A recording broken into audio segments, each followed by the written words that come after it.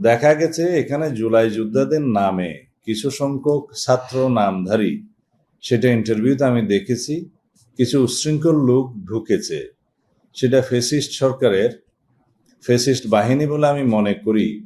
এবং আওয়ামী ফ্যাসিস্ট বাহিনী যে এখনো সমস্ত জায়গায় বিভিন্ন ফাঁকফুঁক করে বিশৃঙ্খলা সৃষ্টি করার চেষ্টা করছে, সেটা গতকাল দৃশ্যমান হয়েছে।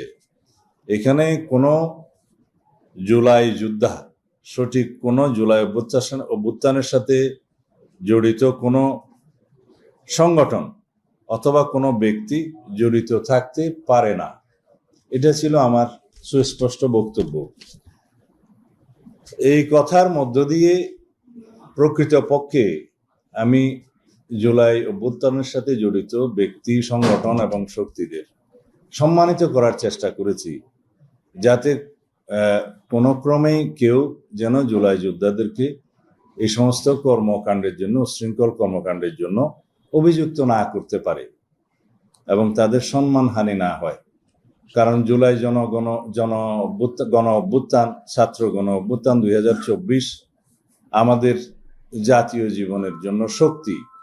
সামনে এই জাতিকে এগিয়ে নিয়ে যাওয়ার জন্য এই ফ্যাসিবাদ বিরোধী জাতীয় ঐক্য আমরা সমুন্নত রাখতে চাই এবং আমরা এই শক্তিকে ব্যবহার করে আগামীতে আমাদের জাতিকে এগিয়ে নিয়ে যেতে চাই, বিনির্মাণ করতে চাই একটি শক্তিশালী গণতান্ত্রিক রাষ্ট্র।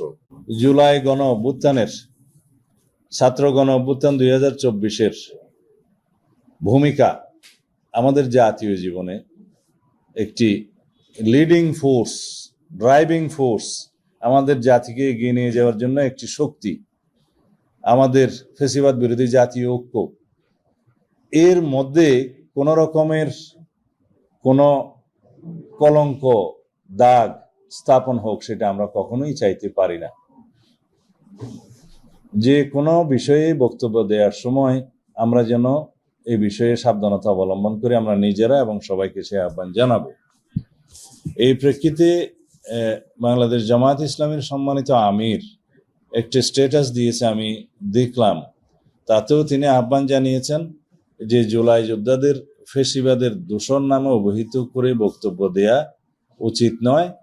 সেই বক্তব্যের সাথে আমি একমত এবং সেই বক্তব্যকে ধারণ করা আমাদের সকলের উচিত, তাদেরও উচিত।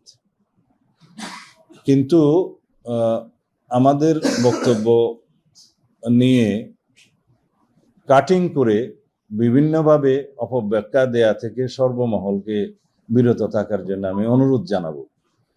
যারা এই প্রেস ব্রিফিংয়ে কথাগুলো বলেছেন তাদেরকে আমি সম্মান করি।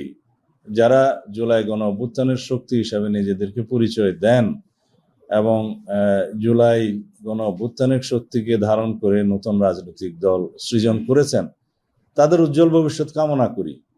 কারণ জাতীয় জীবনে আমরা মনে করি এই নতুন প্রজন্মের নেতৃত্বকে আমাদেরকে এগিয়ে দিতে হবে এই জাতির প্রয়োজনে।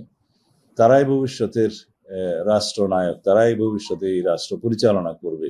গণতান্ত্রিকভাবে বাংলাদেশকে এগিয়ে নিয়ে যেতে তাদের অবদান অপরিসীম এবং ভবিষ্যতেও তারা সেই গণতান্ত্রিক চর্চাকে অব্যাহত রাখবেন বলে আমি বিশ্বাস করি।